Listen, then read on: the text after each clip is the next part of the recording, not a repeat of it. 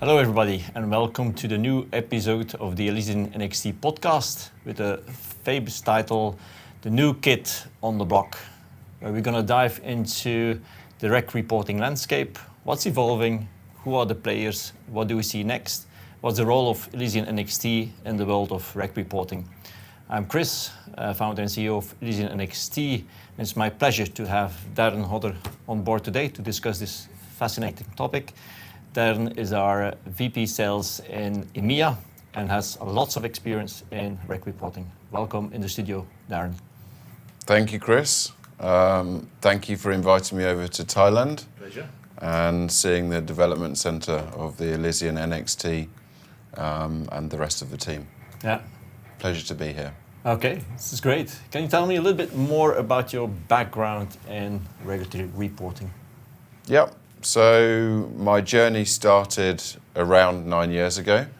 I worked with a firm called Axiom SL, who now have turned into Nasdaq Adenza through a couple of acquisitions. I started there selling into the UK and Ireland market, and soon after looked after the EMEA market, where I had a team of 11 people working in my team. And we were really focused on the GSIBs, so the Tier 1 banking community. After my tenure at Axiom, I joined Regnology and basically looked from a different perspective, where I was selling the subtech supervisory technology product to the regulators. So gave me a good insight to not just the regulated, but how the regulators view the submissions of the banks and financial institutions. Fascinating. Two famous reg reporting players in the market. Wow. Yeah, good experience. It is. I myself have a little bit more experience. I started in the reg reporting space when I was 27. It sounds like yesterday, but it's actually 31 years ago. Working for a pioneer in reg reporting, which was the Belgian player FICS, founded by Michel Akkermans. So when I was 30, together with Dirk de Buhl, I started Financial Architects, which also had a reg reporting module, where we were active globally in that space. And then when I was 50, I started ElysianNxt. Until recently, we didn't go into the reg reporting space. We were focused on real-time reg calculators. And we were kind of staying a bit away from the space of pure the reg reporting itself. So Darran, with your extensive experience in this space, where do you see the future of reg reporting in the next 3 to 5 years? It's a good question. And a question that many banks and regulators are asking themselves right now. If we take a look back, regulation has been significant over the last 10 plus years, or since the 2008 financial crisis. Banks have been largely in a reactive mode, and as regulations come on, they add systems to do those specific regulations, causing the banks to have very, very siloed architecture. So one for liquidity, one for market risk, credit risk, reporting, different kinds of reporting, granular, aggregated, etc. The business grows based on the regulator. The need for regulation basically gives the software vendor business. Yeah. Which is the nicest position to be in as a salesperson working for one of those vendors. Of course, regulations haven't stopped banks from failing. We've seen with Silicon Valley, Credit Suisse, whilst all of this regulation is in place, we still have exceptions, although I think it's doing a pretty good job generally for the global banking community. Yeah, I agree, especially for Europe. Yeah. US would be, in my opinion, a kind of different position.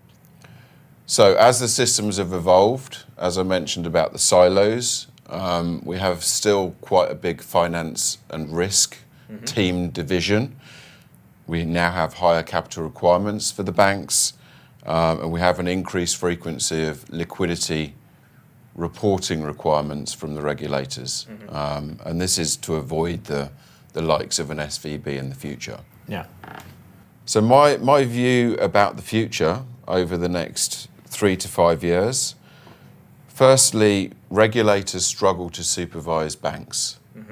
I say that because of the non-standard data models and data sets that the banks provide the regulator, the frequency that the banks are having to provide to the regulator is possibly not enough. Monthly, quarterly, annual reports. How do the regulators spot issues when it's just doing it? You know, SVB, it was a matter of days from when they knew that they had a liquidity crisis to then the media, the regulator, it just all snowballed very, very quickly, and it was like 3 to 4 days.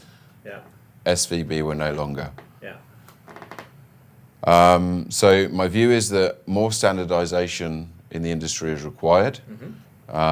Standardization from a data model perspective, particularly in Europe, and we're seeing the iReF, so the integrated reporting framework, is coming to play maybe in the next 3 to 4 years, and this is going to standardize a number of the reports so that there's not reporting done on the same data but slightly tweaked. It's going to be done on the same data as a data submission. So the reporting anomalies will go away with this centralized data submission.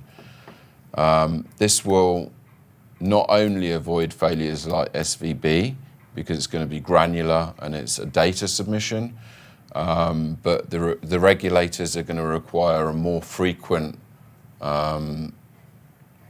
look or oversight on the banks and the financial institutions.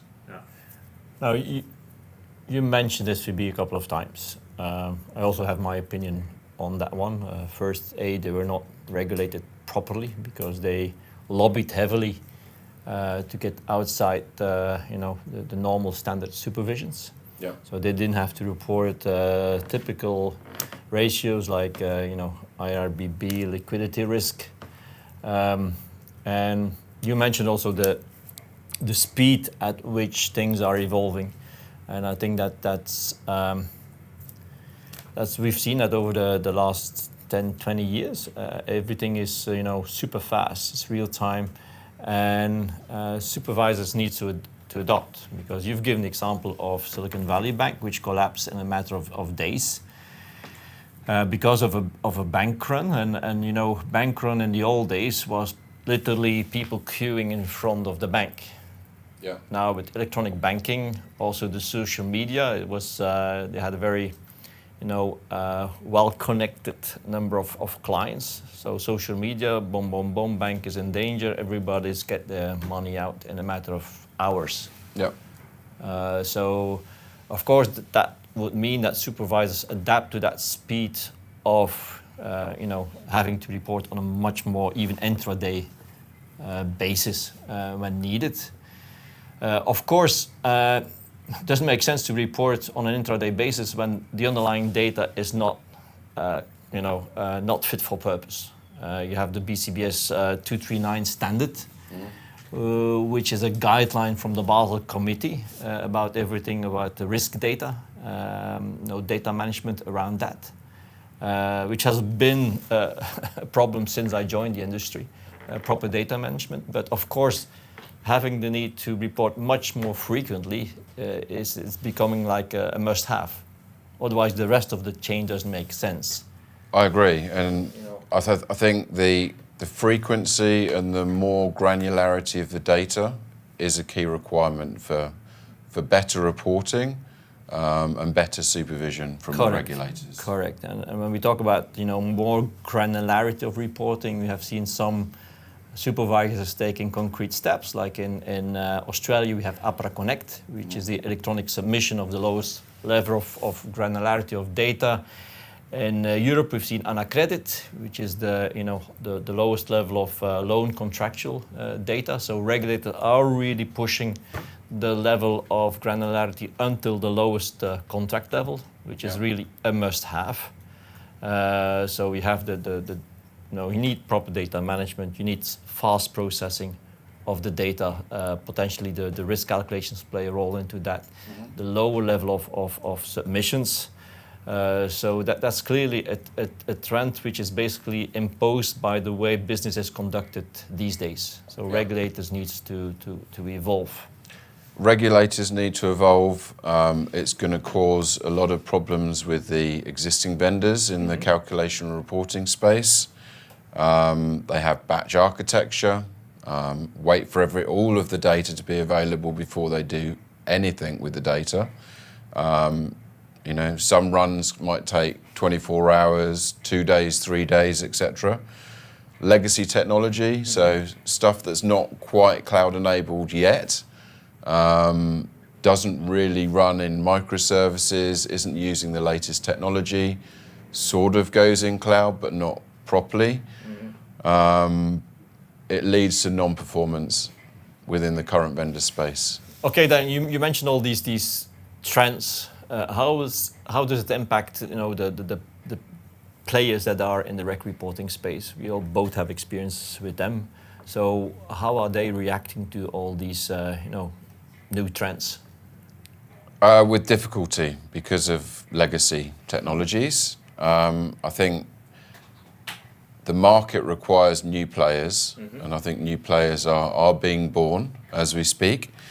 New players that have cloud technology that's built from the ground up for cloud, using the latest architectures. And those technologies allow for large volumes, so granular data, faster calculations, so a calculation to be done in an hour, not 24 hours.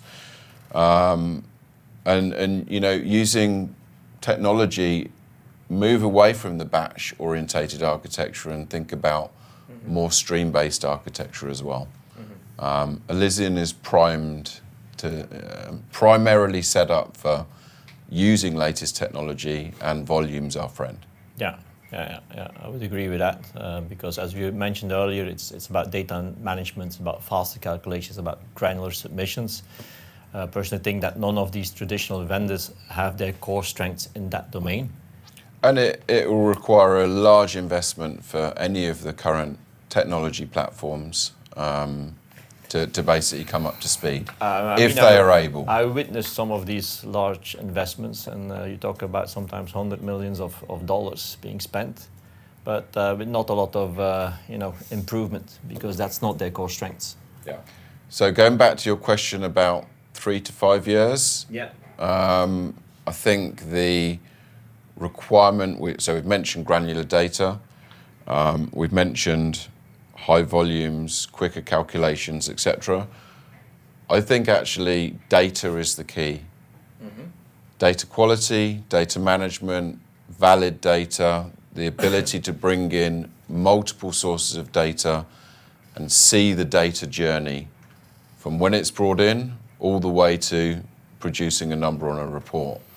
Yeah, I agree, because if you look at the traditional players, they come with their specific standardized reporting data sets, which are geared for rec reporting, which is not meant for a business user to understand what it means.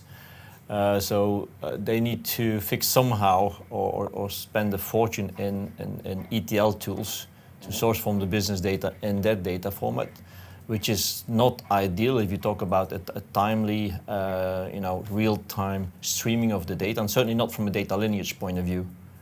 Because how on earth will you explain that you have this number ending up in the report all the way back to your business data if your starting point is a rec reporting data model? That's impossible. Yeah. I mean, not only is the data lineage an issue with vendors like that, but also the maintenance of that ETL framework before the data model is onerous on a bank. Yeah. Okay, so you invest 3 million, 4 million to do an implementation of a vendor product. Yeah. And it's a constant investment. Regulations change, sources change, data requirements change.